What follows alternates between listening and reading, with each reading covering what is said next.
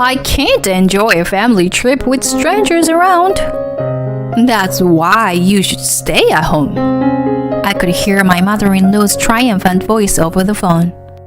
My in-laws, my husband, and I were supposed to go on a trip together, but I was left behind.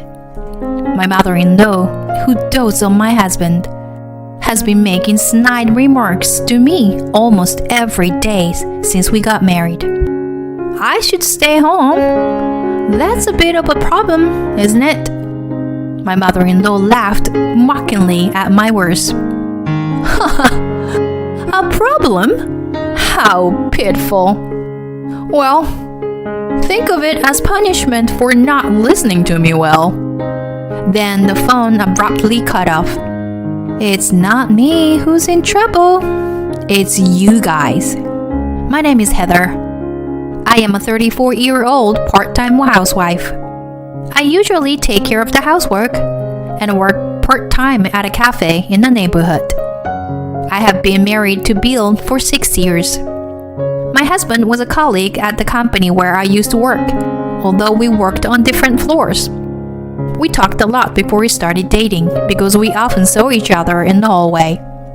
The turning point in our relationship was at the company's Christmas party. I happened to sit next to Bill that day, and we had a great time drinking and talking like we always did. Bill went to the restroom for a while, and I listened to a group of people nearby who were having fun talking. Then, a drunken manager from another department came over and started bothering me. Drink more. Come on. You're young. I was confused about how to respond to the manager, who I didn't have much interaction with. Just then, Bill, who was in the restroom, returned. Bill looked at me and the manager alternately, then gulped down the drink manager had given me and said, Chief, it seems like the table over there is having a good time. Why don't we go there together? He took the manager away from me and led him to the other table. This was the start of my realization that I was attracted to Bill. After dating several times, I confessed my feelings to him, and we officially started dating. 6 years ago, we got married, and although we don't have any children, our relationship is good. However, there is one thing that I am worried about, which is my mother-in-law, whom we are currently living with. After we got married, Bill and I lived in a small house together, but the next door caught fire, and our room was also flooded. We had to evacuate somewhere else while waiting for the recovery process to finish, but we didn't know where to go. Then, Bill's mother offered us to live with them, and we gratefully accepted. The problem is that after we started living together, my mother-in-law's comments became increasingly sharp. Even though I knew that she dotes on Bill and had made some snide remarks before, living with her made it more difficult. For example, one day when I had finished doing all the housework and was drinking coffee in the living room, my mother-in-law came home and started running around the house, saying this to me. Housework is a way to show gratitude to the husband who brings in income. You are really unfit to be a daughter-in-law if you can't even do this much. I don't know how to react to my mother-in-law's scolding, so I remained silent. If you can't do what you're supposed to do, then leave. There she goes again. This is her catchphrase. In the end, it was my mother-in-law who allowed us to live together because she wanted to live with Bill again. For my mother-in-law, my existence as a wife is nothing but a hindrance. Mom, don't blame Heather too much. Well, what Mom's saying makes sense. In a way, it's no good to neglect housework just because you were working part-time. Right, Heather? It's not a bad thing to cherish one's own mother, but I wish my husband would defend me a little more. I never intend to neglect housework. Even though I work 5 days a week for a short time, I never neglect the housework for 4 people. I do the same even when I'm not feeling well. On the other hand, my mother-in-law, despite being a housemaker, is playing around every day. I've never seen my mother-in-law do housework since we started living together. But since I'm living under her roof, I can't complain to her face. In this unfamiliar environment, I was just enduring it. Then one day, Bill suggested that we go on a trip. Just the 2 of us, which was unusual. Do you want to go to a hot spring? How about next month? Now that the busy season is over, I have to take some paid time off. I thought if I'm taking it, I might as well spend it somewhere relaxing. A hot spring? Sounds good. I haven't put in my shift request for next month yet, so I can take time off whenever. After discussing it as a couple, we decided to take a 3-night hot spring trip in the middle of next month. I couldn't contain my excitement and started researching the destination whenever I had free time. But just as we were about to make reservations, my mother-in-law started saying something outrageous. Heather, I hear you're going on a trip with Bill alone. Why didn't you tell me? I was speechless at my mother-in-law's sudden inquiry. Of course, if she found out, she might insist on going with us, so I kept it to myself. But without saying anything, my mother-in-law let out an exaggerated sigh and then said what I expected. Next month happened to be our wedding anniversary, so we want to take family trip to celebrate. Yes, we should stay in a luxurious pension. Naturally, I had no intention of going on a trip with my mother-in-law. But this time, we were planning to go with just the 2 of us. So, well, maybe next time we can all go together. It was the most compromising response I could come up with. But my mother-in-law wouldn't back down. Next time won't mean anything. We're celebrating our wedding anniversary. Can't you see?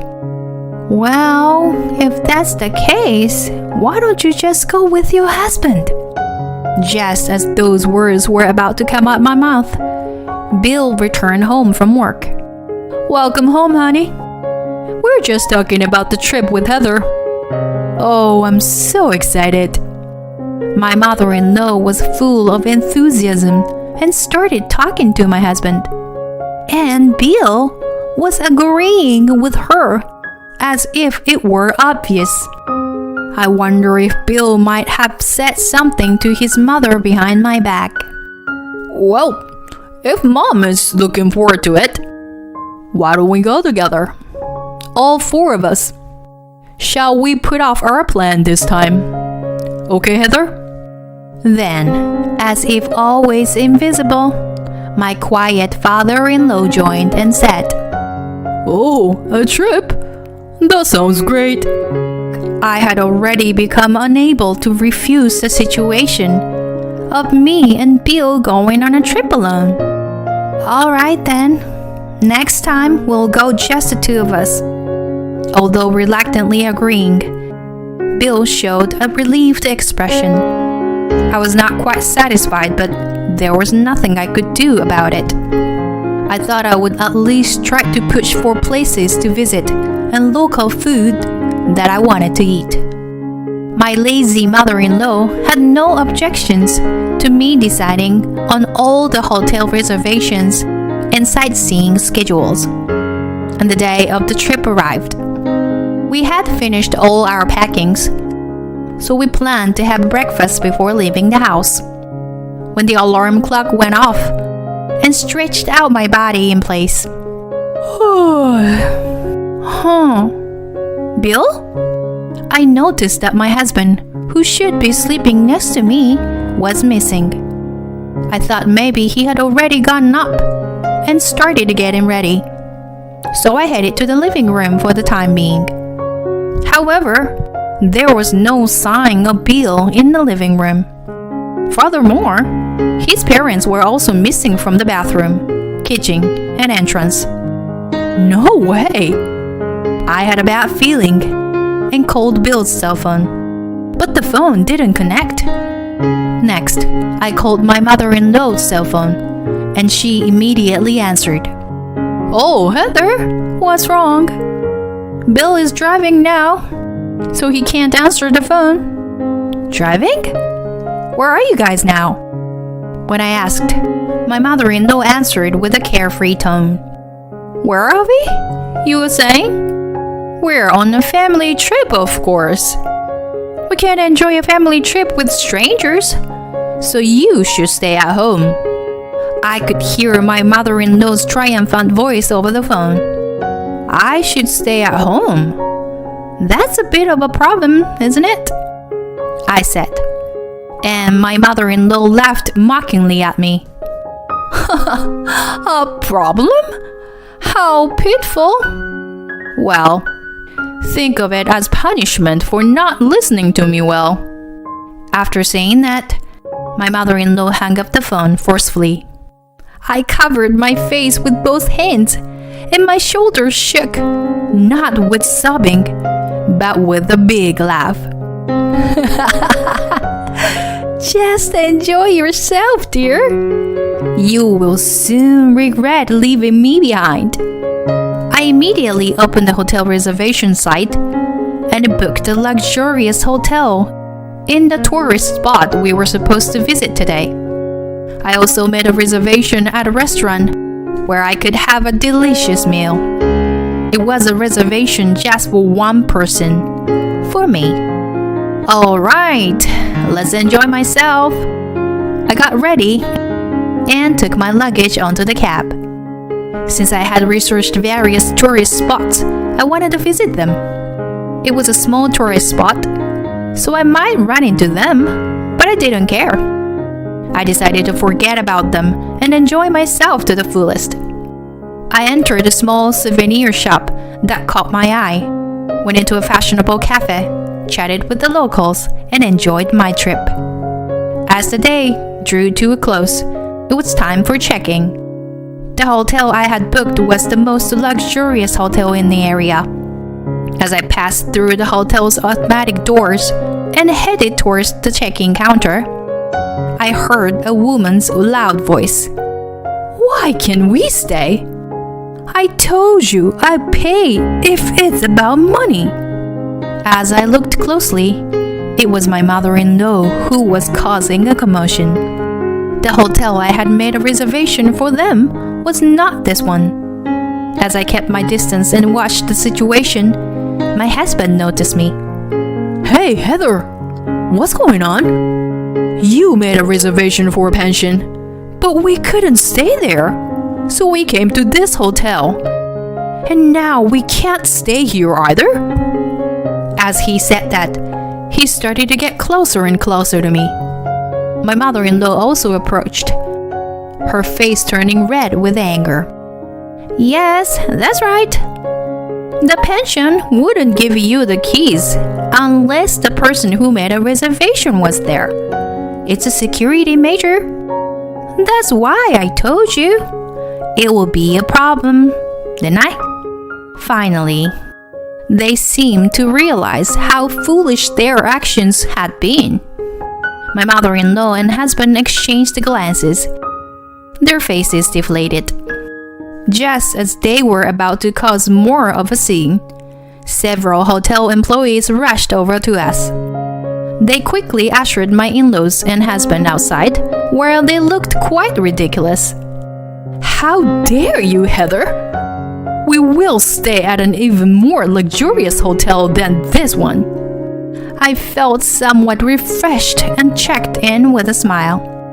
The beautiful interior and luxurious decor made me feel like I was in a dream. As I sat on a sofa in the lobby, I heard a group of women next to me, giggling and talking about something that caught my attention. Hey, Do you know about that hotel near the museum? There is a really bad rumor going around.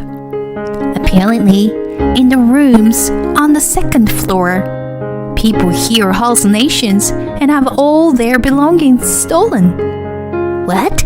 Is that true? That's not all. Apparently, someone even murdered there. And they still don't know who did it. We're lucky we're staying here, aren't we? Creepy. But if something like that really happened, wouldn't you call the police? Well, the hotel staff might be in on it too, they said. It was a rather ominous story, and I suddenly realized that the dinner reservation time was approaching. I quickly got up and headed to the restaurant. The dinner at the high-end hotel was even better than I had imagined. After dinner, I enjoyed a bath in the jacuzzi and was about to change into a nightgown and watch TV when suddenly my cell phone rang. Hello, Heather. We found a gorgeous hotel. It's very comfortable. It's too bad that you couldn't stay here. My mother-in-law sounded like she's in a good mood.